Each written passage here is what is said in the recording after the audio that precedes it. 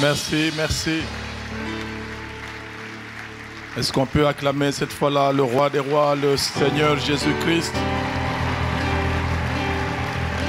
Le seul qui soit digne d'être élevé, d'être glorifié. Amen. Que Dieu nous bénisse. Nous disons un grand merci à notre Seigneur, à notre roi, de nous renouveler la santé. C'est le capital de tout, finalement, la bonne santé. Et nous sommes reconnaissants, en particulier à Papa Dalo, qui fait partie des meilleures rencontres de notre vie.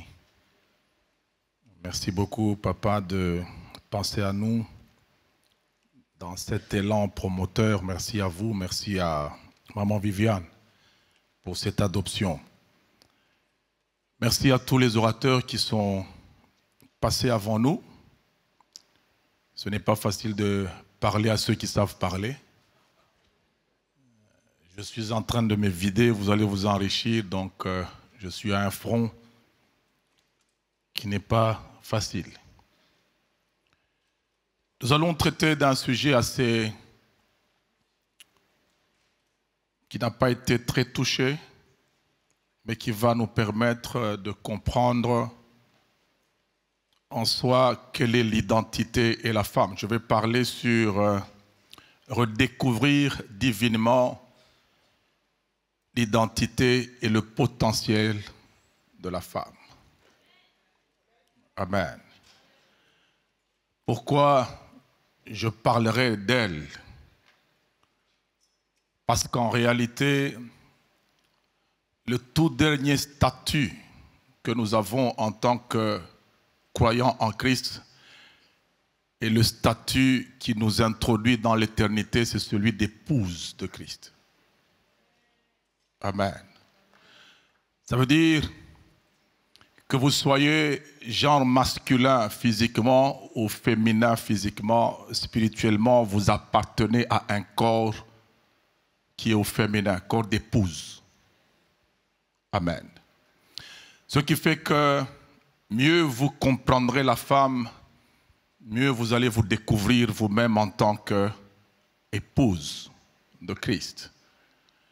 Et cet être est la toute dernière à être formée sur la terre, la femme. Et le principe que nous trouvons dans Ecclésiaste nous dit que la fin d'une chose vaut mieux que son commencement. Et regardez la manière dont Dieu travaille. Il forme l'homme et puis il forme les animaux. Ce n'est qu'à la fin qu'il lance la formation de la femme. Ça veut dire qu'il y a une valeur qu'il y a dans cet être qui est tout à fait particulière. Cette valeur est particulière et je voudrais qu'on identifie justement la femme aujourd'hui et ses différentes capacités. Est-ce qu'on peut lire quelques textes? Le premier dans Genèse chapitre 1er de 26 à 28. La Bible dit: Puis Dieu dit, faisons l'homme à notre image et selon notre ressemblance, et qu'il domine sur les poissons de la mer, sur les oiseaux du ciel, sur le bétail et sur toute la terre et sur tous les reptiles qui rampent sur la terre. Dieu créa l'homme à son image, il le créa à l'image de Dieu, il créa l'homme et la femme. Dieu les bénit et Dieu leur dit: soyez féconds, multipliez, remplissez la terre et l'assujettissez. Dominez sur les poissons de la mer, sur les oiseaux du ciel et sur tout animal qui se meut sur la terre. Genèse 2, 21 à 24. Alors Dieu fit tomber un profond sommeil sur l'homme qui s'endormit. Il prit une de ses côtes et referma la chair à sa place. Et l'Éternel Dieu forma une femme de la côte qu'il avait prise de l'homme. Et il l'amena vers l'homme. Et l'homme dit: voici cette fois-ci celle qui est l'os de mes os et chair de ma chair. On l'appellera femme parce qu'elle a été prise de l'homme. C'est pourquoi l'homme quittera son père et sa mère et s'attachera à sa femme et ils deviendront une seule chair. Dernier texte, Job chapitre 42 de 13 à 16. La Bible dit, il eut 7 fils et 3 filles. Il donna à la première le nom de Jemima, à la seconde celui de Kétia et à la troisième celui de Keren Apuk. Il n'y avait pas dans tout le pays d'aussi belles femmes que les filles de Job. Leur père leur accorda une part d'héritage parmi leurs frères. Job vécut après cela 140 ans et vit ses fils et les fils de ses fils jusqu'à la 4e génération. Nous acclamons la parole de Dieu. Amen. Il y a toujours un lien entre identité et capacité potentielle. C'est dans l'identité que Dieu a placé les capacités, en sorte que lorsque vous tombez en crise d'identité, vous vous condamnez à ne pas atteindre le maximum de vos capacités. Ce qui fait la force de Dieu, c'est qu'il dit qu'il est. Dieu est. C'est son identité qui détient ou qui comporte toutes ses capacités. Amen. Et dans sa manière d'être, Dieu est de nature capable de concilier l'inconciliable. Alors qu'entre nous, les contraires s'annulent, mais quand ça va entre les mains de Dieu, les contraires s'arrangent. Lorsque vous prenez un rocher, vous le jetez dans l'eau. Vous revenez 4 siècles après, aucune goutte d'eau n'entrera dedans. Mais lorsque vous allez vers Dieu, il fait sortir de l'eau du rocher. Ça veut dire là où l'eau ne peut pas entrer, il en fait sortir. Donc, lorsque Dieu est face à des contraires, il sait comment les concilier et lui-même, quand vous le regardez, il concilie le singulier avec le pluriel. Il se présente Dieu unique, mais en qui vous voyez Père, Fils et Saint-Esprit. Ça veut dire singulier et pluriel chez Dieu, ça ne s'annule pas. Et lorsque vous prenez Genèse chapitre 1er où Dieu dit qu'il doit faire l'homme selon son image, alors que Dieu est comme un pluriel au singulier, ça veut dire homme doit être un singulier qui sera au pluriel. C'est ça qui fait quand il dit faisons l'homme, la Bible dit homme et femme. Il les créa. Ce qu'on appelle homme, qui est à l'image de Dieu, c'est la combinaison masculin et féminin, qui sont deux distincts, mais qui forment ce qu'on appelle homme et qui est à l'image de Dieu. Je voudrais vraiment ensemble que nous puissions pénétrer ces grandes vérités, parce que en lisant la Bible, vous verrez qu'à chaque fois que la femme n'est pas mise à sa place, elle n'est pas connue, il y a toujours des grandes conséquences. On va le voir au travers le message à certains niveaux. Maintenant, lorsque vous prenez la constitution même de l'homme, Genèse chapitre 1er, verset 26, les faits ne se déroulent pas sur la terre. La Bible dit, c'est Jésus qui parle, il dit Dieu est esprit. Si Dieu est esprit et qu'il fait l'homme à son image, ça veut dire que l'homme est esprit. C'est dans Genèse 2 que Dieu forme l'homme de la poussière de la terre. La création et la formation, c'est deux choses différentes. Ça veut dire la création de l'homme à l'image de Dieu, dans Genèse chapitre 1er, est une opération spirituelle en esprit où Dieu a créé deux esprits Et ce qui est intriguant, c'est que on parle déjà du genre pendant qu'on est en esprit, alors qu'on n'est pas encore arrivé dans le corps physique. Et c'est la grande question que nous devons nous poser. Est-ce qu'être homme, c'est avoir un corps contraire à celui de la femme? Est-ce qu'être femme, c'est avoir un corps avec des rondeurs qui sont différentes de celui de l'homme? Je ne le pense pas. Selon les Écritures, homme et femme, donc masculin et féminin, c'est un état d'esprit. Et cet état d'esprit ramène à Dieu. C'est pour ça que je parle de redécouvrir divinement. Vous allez retrouver en Dieu un rôle paternel et un rôle maternel. Et Dieu a voulu que sur la terre, qu'il dépose une image qui lui ressemble. Ça veut dire, il voudrait voir dans l'homme masculin la paternité qui est en lui opérationnelle. Et il veut voir dans la femme la maternité opérationnelle en lui. Parce que Dieu est père, mais Dieu engendre aussi. Nous sommes nés de Dieu.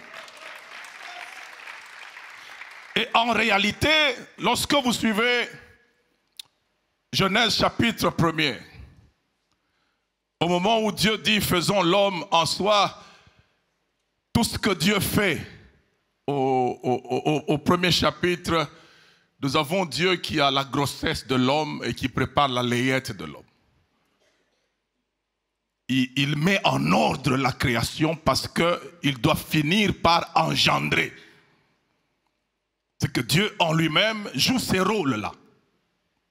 Alors, il voudrait voir dans la femme, il a placé dans la femme un potentiel de maternité. Ça veut dire de récupérer la semence et d'assurer la suite. Parce que chaque enfant est la continuité de son père qui a été assuré par sa mère.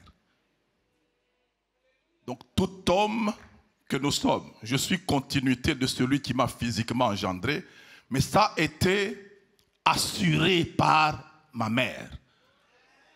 Ça veut dire, les femmes telles qu'elles sont, en fait, elles assurent la suite. Si elles ne sont pas là, ça s'arrête. On va voir ça, vous allez voir, même dans les évangiles, on y est déjà. Le ministère des apôtres avait de très sérieuses difficultés quand Jésus est mort. Tous sont allés s'enfermer. Tous, sans exception, se sont enfermés. Mais il y avait, pour que la suite soit assurée, il y a des femmes qui ont dit, nous irons à la tombe. Elles ne savent pas qui va rouler la pierre, mais elles disent on va y aller, quoi que l'on ne sache pas. Il y a dans la femme un certain potentiel de courage d'aller dans un avenir incertain avec certitude. Elles n'ont personne pour rouler la pierre, mais elles disent on va y aller. Pendant qu'elles y allaient, le Dieu qui les a amenées à développer ce courage-là a envoyé un ange qui avait déjà roulé la pierre. Et quand elles arrivent là, elles rencontrent le Seigneur et le Seigneur parle à cette femme-là et lui dit « Va dire à mes frères ». Ça veut dire, c'est déjà bloqué. Ces gens pensent que c'est fini, mais il y a une suite. Allez m'assurer la suite. Allez leur dire que je les attends en Galilée. Si ces femmes-là n'avaient pas eu ce courage, un homme comme Pierre, le ministère s'arrêtait. Parce que ça a très mal fini pour lui. Avec un reniement. C'est pour ça que le rapport que cette femme devait faire, Jésus lui a dit, va dire à mes frères, mais ajoute, dis aussi à Pierre. Ça veut dire l'affaire des clés. La suite va continuer. Ce n'est pas parce qu'il m'a renié que ça va s'arrêter. Donc il y a dans la femme la capacité d'assurer la suite. Je voudrais que vous compreniez ça. Et en tant qu'Église, c'est nous qui assurons la suite de Dieu sur la terre.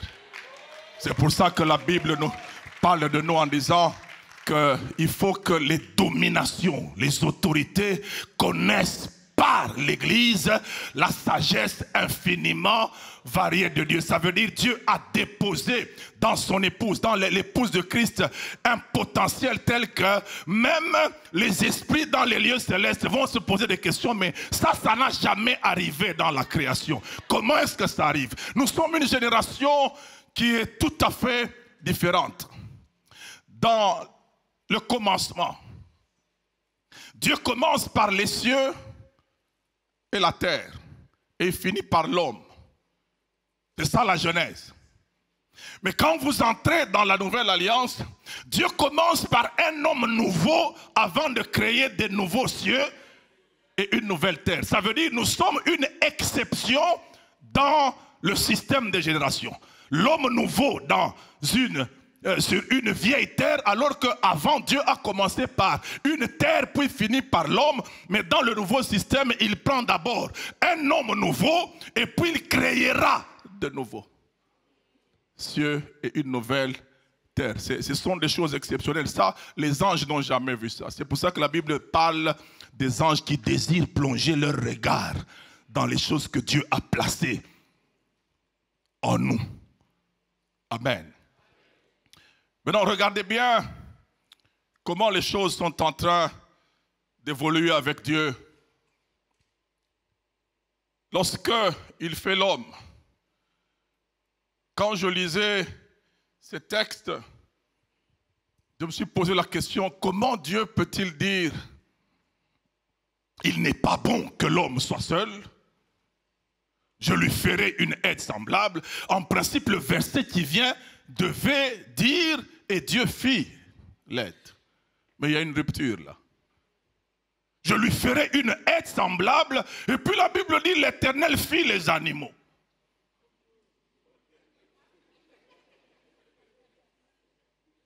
Qu'est-ce qu'il voulait? Il voulait que l'homme arrive à réaliser qu'il lui manque quelque chose. S'il l'avait donné, il lui avait donné la femme avant, l'homme n'aurait pas réalisé l'importance de cet être-là. C'est pour ça qu'il dit n'est pas bon qu'il soit seul. Au lieu de faire directement Ève, il fait d'abord les animaux et Dieu devient service de protocole. Il les amène devant Adam pour voir comment Adam les appellerait. C'était pour l'introduire dans le ministère, mais qu'il arrive à réaliser que sans quelqu'un qui n'est pas là, je ne saurais pas avancer. Je n'ai pas de suite. Amen. Adam a démarré. Adam, en fait, a démarré. C'est lui qui a jeté les bases de plusieurs choses, Adam. Les bases de la systématique en zoologie, c'est Adam. Donc, il démarre avec la systématique en zoologie. Il doit nommer les animaux et tout ça. Et puis, c'est lui qui a commencé le système des scanners que nous avons souvent dans nos supermarchés, où vous avez les prix qui sont dans un ordinateur, et puis lorsque vous amenez la marchandise, on le fait passer au scannage et le prix sort. Ce sont les premières bases que Dieu a eues avec Adam. Nous les avons avec 6000 ans de retard. Il y avait les noms des animaux en Adam. Et Dieu prend les animaux, il vient les faire passer aux yeux d'Adam pour qu'il les scanne.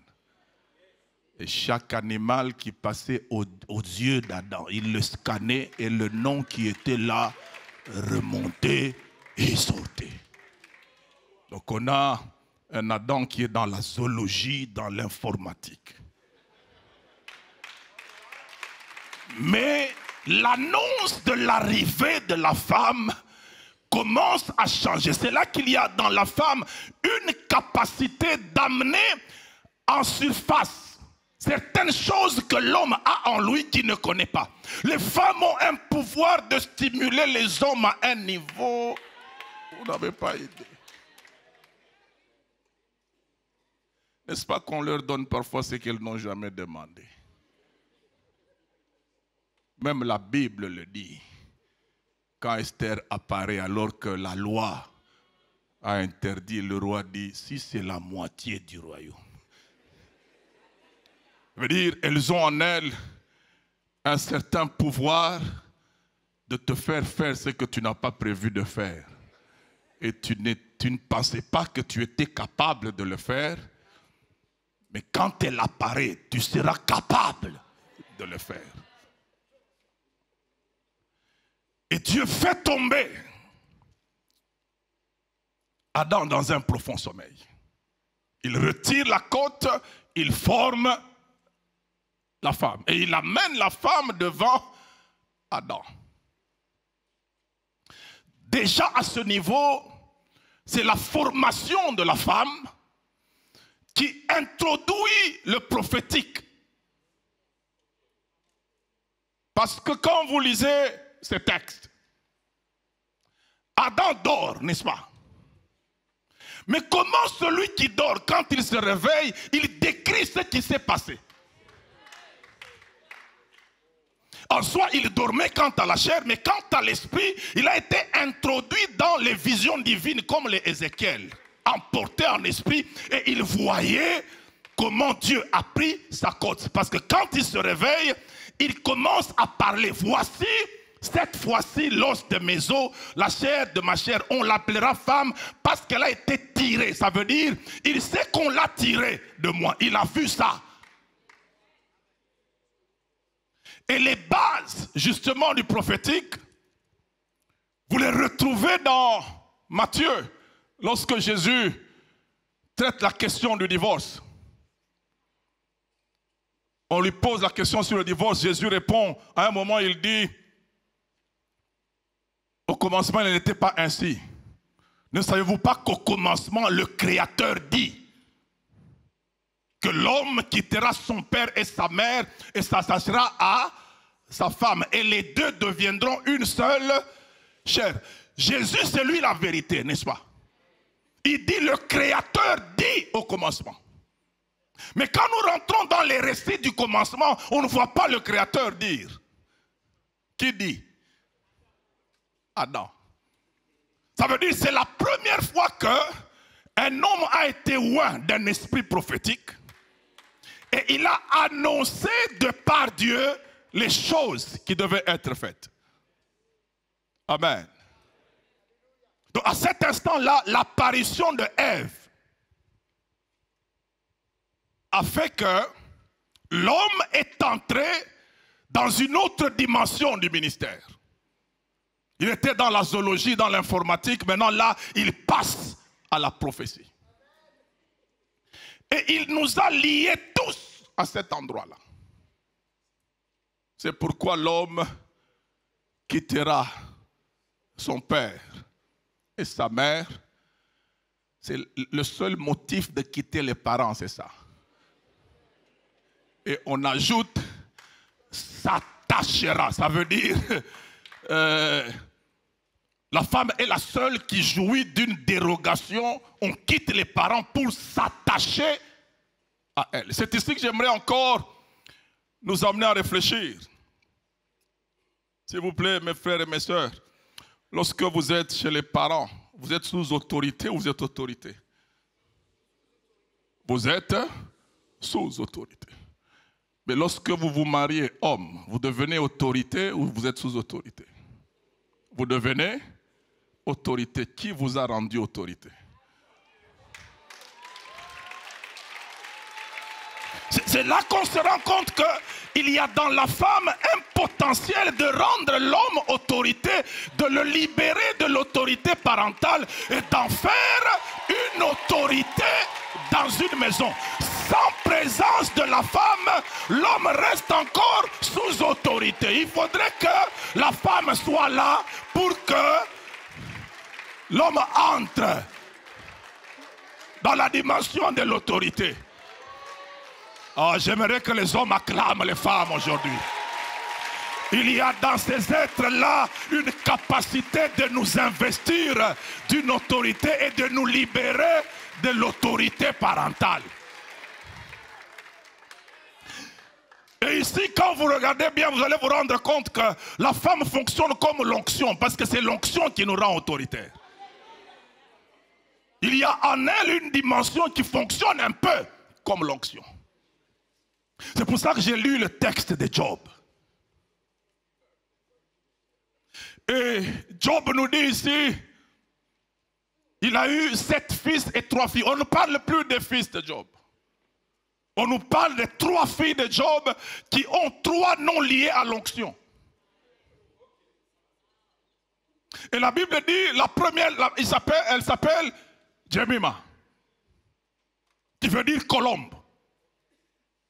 Lorsque notre Seigneur sort de l'eau, qu'est-ce qui vient sur lui? L'esprit vient sous forme de quoi? De colombe. Il y a dans les femmes une certaine vision de l'esprit. Les femmes ont parfois un sens prophétique qu'on ne sait pas expliquer. Elle peut te dire une chose qui n'a aucune causalité là, mais qui va se vérifier après. Elle peut te dire, tu vois Thomas ici, Thomas n'est pas sérieux, alors que Thomas n'a rien fait de mal. Mais elle voit en Thomas ce que toi tu n'as jamais vu et Thomas n'a jamais vu ça. Et toi tu vas lui dire, mais tu exagères, qu'est-ce que toi aussi dit? Elle va te dire, bon, je sens qu'il y a quelque chose qui ne va pas avec Thomas. Et puis après un jour tu vas rentrer à la maison, tu la regardes, tu es déçu. Elle te demande, qu'est-ce qu'il y a chérie? Thomas.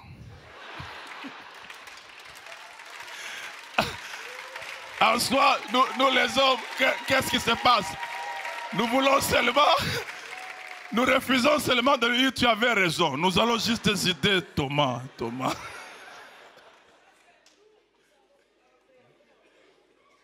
Non, les femmes ont une vision de colombe, une vision de l'esprit très poussée. Très poussée. C'est pour ça que dans les cantiques de cantiques, il dit, tes yeux sont comme des colombes derrière ton voile. Elles voient parfois plus loin que nous. Regardez comment la femme d'Abraham, pendant qu'elle a sevré Isaac, Ismaël s'en moque. Au lieu de résoudre le problème de moquerie, elle met en place le problème d'héritage.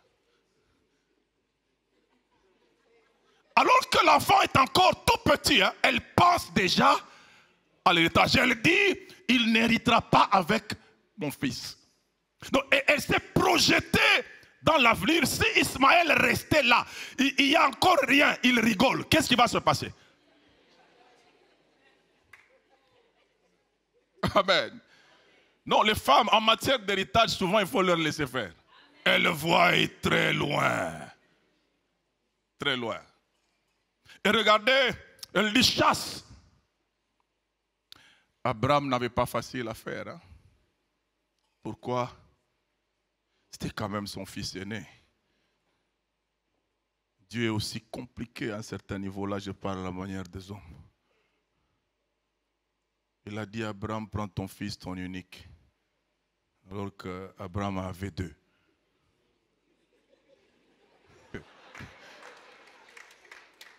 Il dit, prends ton fils, ton unique. Abraham était quand même attaché à Ismaël parce que c'est le souvenir de sa fécondité. Mais Sarah lui dit, évacue. Abraham doute. Dieu vient lui dire, écoute la voix de ta femme. Amen. Les hommes, s'il vous plaît, nous n'avons pas toujours le monopole de la spiritualité. Il faut à un certain moment accepter que ça passe aussi de l'autre côté. Et Dieu est parfois un peu, on dirait qu'il a un faible aussi pour ce côté-là. Le père de Samson a prié, l'ange n'est pas revenu vers lui. Il est encore allé chez la femme. Il fallait quand même qu'il aille chez l'autorité, non? Il est encore allé chez la femme dit, bon, viens, on va un peu voir mon mari. Amen. Alors ces choses sont importantes en ce que lorsque nous commençons à comprendre comment la femme fonctionne, nous irons très loin. Deuxième fille de Job, elle s'appelle Ketia. C'est toujours un nom lié à l'onction. Ça s'appelle la casse. Ça fait partie de ce qu'on utilisait dans la composition du parfum d'onction dans Exode. Ketia. Et Keren, troisième. Le Keren là, ça s'appelle corne. C'est ça qu'on a utilisé quand on a placé, quand on a amené David et qu'on devait le oindre. C'est la Keren qu'on a utilisée. Saül c'était la fiole. David c'était la corne. Donc regardez comment Job a été prudent et sachez que à cette époque-là, les noms, c'était les révélations des capacités. Donc il introduisait par la nomination de ces filles des capacités spirituelles pour que ces filles-là ne puissent pas tomber dans l'erreur de leur mère. Il y avait un sérieux problème avec la femme de Job. Elle n'avait à son actif que le fait d'être la femme de Job. C'est tout ce qu'elle avait. Elle ne se connaissait pas. Elle ne s'est pas découverte. C'est ce qui a fait que quand Job a eu des problèmes de santé et d'entreprise, ce que Satan a dit devant Dieu, c'est ça que la femme de Job a dit à Job. Maudit Dieu et meurt. Ça veut dire quoi? Job, le mariage s'arrête par la mort. Si tu meurs, je vais être libre. Tu ne vaux plus rien. Aucune entreprise ne fonctionne, ta santé ne fonctionne plus. Si tu continues à vivre, je suis lié à une épave. Est-ce que tu ne peux pas mourir? Même Eliphaz ou bien quelqu'un là parmi tes amis peut me prendre. Ça veut dire, je me sens lié à un être qui ne produit rien. Maintenant, regardez quand Job est restauré, les trois filles, il commence à les gérer différemment pour qu'elles ne deviennent pas les reproductions de leur mère. La Bible dit, il leur donna un héritage parmi leurs frères. Ça veut dire, si elles ne savent rien faire, et qu'il n'y a que leur mari qui fera quelque chose, le jour où il arrivera à leur mari, ce qui m'est arrivé, elles vont devenir ce que leur mère était pour ce mari-là. Alors, je leur constitue déjà un patrimoine, je leur donne un héritage parmi leurs frères. Ça veut dire, je vais les traiter comme au commencement. Parce qu'au commencement, lorsque Dieu crée l'homme, homme et femme, il crée, il a tout donné aux deux. Domination, c'est aux deux que ça a été donné. Mais malheureusement, ce qui nous a amenés dans des considérations assez bizarres de la femme, c'est la chute d'Adam. C'est là que je vous ai dit, on va voir, à chaque fois que la femme n'a pas été mise à sa place, il y a des très sérieux problèmes qui naissent. Lorsque vous lisez le livre de Genèse, chapitre 5, c'est le livre des engendrements, n'est-ce pas? 4 et 5, c'est tel engendra, tel engendra. Mais vous allez vous rendre compte qu'il n'y a aucun nom de femme. Qui engendre? On vous dit Adam engendra tel, tel engendra tel. Ça veut dire, il y a en Adam, il y a eu en Adam une mauvaise volonté née de l'esprit de l'accusateur qui les avait piqués. Le serpent les a piqués. Parce que quand Dieu pose la question, Adam, as-tu mangé? La question est claire. Je ne demande pas qui t'a fait manger. Je demande si, en âme et conscience, tu as mangé. Quelle est la réponse d'Adam? C'est la femme que tu as mise à mes côtés. Ça veut dire, dans le cadre de la participation criminelle, tu fais partie de la chaîne aussi. Tu ne m'aurais pas donné cette femme-là, je n'aurais pas mangé. Parce que nous avons les éléments probants qui prouvent que, avant elle, je n'ai jamais mangé. C'est depuis que tu me l'as donné que j'ai commencé à manger. Maintenant, imaginez-vous un peu, ils sortent de ce procès-là et Adam est parti avec cette opinion. C'est elle.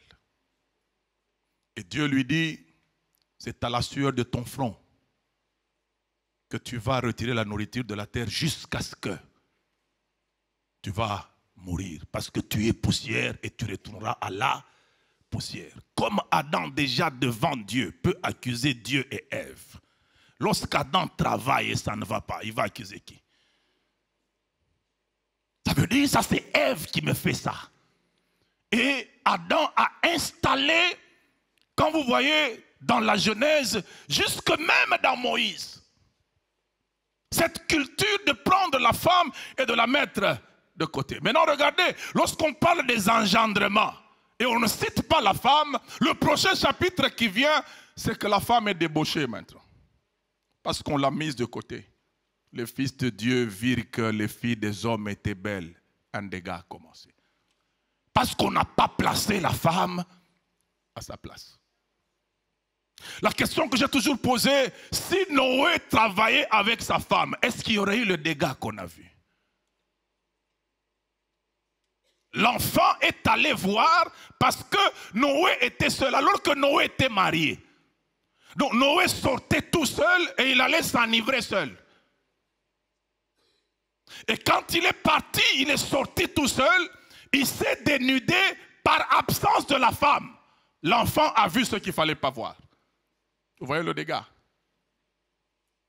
Si la femme de Noé était présente, est-ce qu'on aurait eu la malédiction sur Canaan? Non. Elle aurait vu normalement ce qu'elle voit. Noé a fait un dégât parce qu'il a placé sa femme du côté. Système adamique. Il ne faut pas qu'elle approche ici. Les femmes sont toujours comme ça.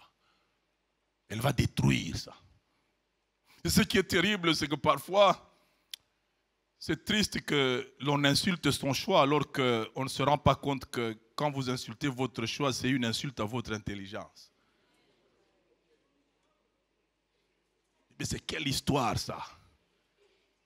Si vous aviez été plus intelligent qu'elle, vous ne l'aurez pas choisi.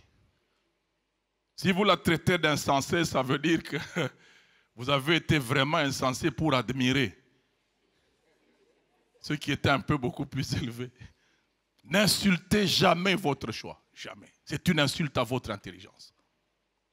Alors regardez comment, hier on a suivi ça avec le pasteur Serge Ndala, il a parlé des filles de Tsélophate.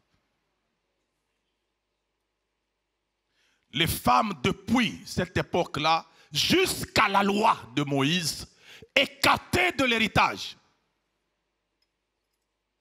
Mais ce sont ces filles qui ont été courageuses, elles ont dit, non, ça on ne laisse pas passer. Elles sont allées voir Moïse. Et ce que j'aime bien avec Dieu, c'est que Dieu a des formules vraiment de gentleman. Hein? Il a dit à Moïse, les filles de Tsélophade ont raison. Ça veut dire, Moïse, tu as tort. Regardez ce grand Moïse-là, qui a déchiré la mer, qui a sorti le peuple de l'Égypte, qui a amené les lois. Mais on arrive sur un principe. Il y a des femmes qui ont gagné. C'est pas pour rien que Moïse est allé même apporter ce cas-là devant Dieu, pensant que comme Dieu lui parle comme un ami, il va lui donner raison. Mais Dieu regarde Moïse, il lui dit, les filles de Tsélophade ont raison. Accorde-leur leur héritage. En soi, je voudrais terminer par là. il y a dans la femme ce potentiel d'assurer la suite, d'assurer la transmission de l'héritage. Il fonctionne en la femme un principe comme celui de l'onction, et la femme amène l'homme à découvrir plus que ce qu'il a au-dedans de lui. Je voudrais terminer par une petite histoire. J'ai vu comment un jeune homme a attaqué un gros manguier comme ça. Maman, c'était terrible. Nous voyons le jeune homme entrer dans la parcelle. Il commence à couper un gros arbre lui-même. On se pose la question, mais qu'est-ce qui se passe? Il commence ça. Il travaille. Il va jusqu'à dessoucher cet arbre-là, seul. On pose la question, qu'est-ce qui se passe? Il venait d'engrosser une fille. L'endroit où il dessouchait l'arbre, il voulait construire un appartement pour loger la fille qu'il a engrossée. Il a abattu un gros manguier lui-même. Mais si vous lui demandez de l'abattre, sans cette fille-là, il ne va pas le faire. Si son père lui avait demandé, coupe-moi cet arbre, il ne va pas faire. Mais la pression de la suite de sa vie a fait qu'il a développé des capacités. Il a abattu cet arbre-là et il a même construit l'appartement. Et que Dieu vous bénisse.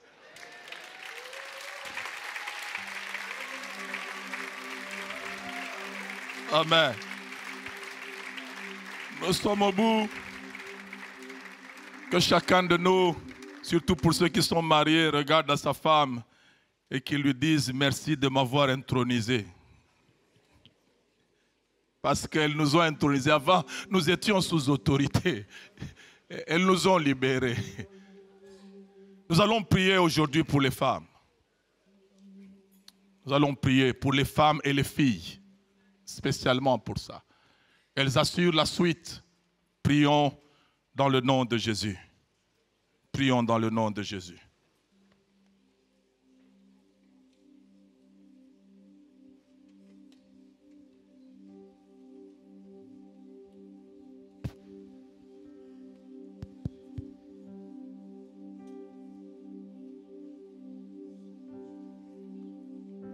Alléluia. Gloire à toi, Seigneur. Nous te rendons grâce, Seigneur.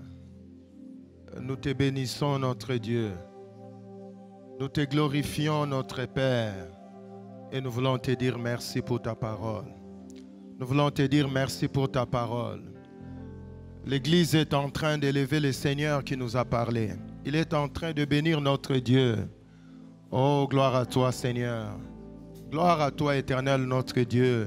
Toi qui as mis des femmes à nos côtés, toi qui as placé des femmes à nos côtés, tu as mis des femmes sur nos chemins, tu as mis des femmes dans nos familles, dans nos maisons. Seigneur, nous voulons te bénir, nous voulons te rendre grâce et nous voulons te dire merci. Merci, Seigneur, merci, Éternel. Oh, quelqu'un acclame notre Dieu. Quelqu'un acclame notre Roi. Alléluia. Alléluia. Alors pendant ces quelques minutes, nous voulons prier pour 3 femmes. Et la première femme, nous voulons prier pour l'épouse. Nous voulons prier pour l'épouse. Nous voulons prier que Dieu puisse libérer complètement ce potentiel de donner la suite à nos épouses. Peut-être tu n'es pas marié, mais tu peux prier pour celle que tu vas marier. Et nous voulons prier d'abord pour cette dimension-là. La première femme pour laquelle nous voulons prier, c'est pour cette femme que Dieu a mise à nos côtés pour le ministère. C'est pour cette femme que Dieu nous a donnée. Et nous voulons prier que Dieu puisse lui donner la capacité de pouvoir provoquer la suite dans beaucoup de choses que nous faisons. Nous voulons aussi prier pour que le Seigneur puisse libérer l'onction en elle, pour libérer le potentiel de vision en elle. Nous voulons prier aussi pour que Dieu lui donne la capacité de provoquer la transmission de l'héritage. Nous voulons prier aussi pour que Dieu l'utilise pour asseoir l'autorité de son mari. Nous prions au nom de Jésus. Alléluia. Nous voulons prier maintenant. Les debosa, libra sikele debosa. Indere masekele debos, indere mama. Nous voulons prier maintenant pour bénir le Seigneur. Oh, si tu es marié, prie pour ta femme maintenant. Si tu vas être marié avec ta fiancée, prie pour ta fiancée maintenant. On nous a dit la femme a la capacité de donner la suite. C'est quand elle est là que la suite sera assurée. C'est quand elle est là que la suite sera assurée. Il y a des choses que Dieu t'a données. Il y a des choses que Dieu veut faire avec toi. Il y a des choses que Dieu veut accomplir avec toi. Mais il faut qu'il y ait quelqu'un qui va assurer cette suite. Et la femme elle-même prie aussi en disant au Seigneur, Seigneur, donne-moi cette capacité de donner la suite. Mets à moi cette capacité de donner la suite. Libère à moi cette onction, cette vision de Dieu. Alléluia, alléluia. Seigneur, merci. Merci pour la femme que tu as mise à mes côtés. Merci Seigneur pour sa capacité à donner la suite. Merci pour sa capacité à transmettre l'héritage. Je prie éternel, oh Dieu, que tu puisses libérer l'onction de Dieu, que tu puisses libérer la vision de Dieu, que tu puisses aiguiser la vision, voilà, que tu puisses aiguiser les prophétiques en elle. Oh, commence à prier. Peut-être tu vas dire, je n'ai jamais vu les prophétiques dans ma femme, mais cette prière que tu fais peut libérer cette onction prophétique maintenant. Au nom de Jésus, au nom de Jésus, au nom de Jésus, au nom de Jésus, bénis le Seigneur pour ta femme, parce qu'il a libéré l'autorité de Dieu en toi. Il a confirmé l'autorité de Dieu en toi. C'est parce que tu t'es attaché en elle que l'autorité de Dieu a été assurée dans ta vie. Au nom de Jésus, au nom de Jésus, au nom de Jésus, au nom de Jésus. Alléluia. Amen. Nous voulons prier pour la deuxième femme. C'est la fille que Dieu t'a donnée. Nous voulons prier pour que ce qu'on nous a donné par la parole puisse se matérialiser dans nos filles. Peut-être tu as déjà une fille, peut-être tu auras une fille, peut-être tu as une belle fille et tu veux prier pour que le Seigneur fasse que ta fille soit une fille qui va assurer la suite dans la vie de quelqu'un. Que ta belle-fille soit une fille qui va assurer la suite avec ton fils. Nous allons prier au nom de Jésus. Alléluia. Oh, élevons nos filles devant notre Dieu. Élevons nos filles devant notre Dieu. Prie que ta fille prenne sa place, qu'elle prenne sa place. Prie que ta belle-fille puisse prendre sa place. Prie que ta petite fille puisse prendre sa place. Qu'elle soit une femme qui va assurer la suite. Qu'elle soit une femme qui va assurer la suite. Qu'elle soit une femme qui va assurer la suite. Au nom puissant de Jésus-Christ. Au nom puissant de Jésus-Christ. Alléluia. Gloire au Seigneur. Nous prions que Dieu qui nous a donné des églises à l'image des filles, à l'image des femmes, que chaque église représentée puisse aussi être une église qui va assurer la suite. Au nom de Jésus, acclamons notre Dieu. Alléluia.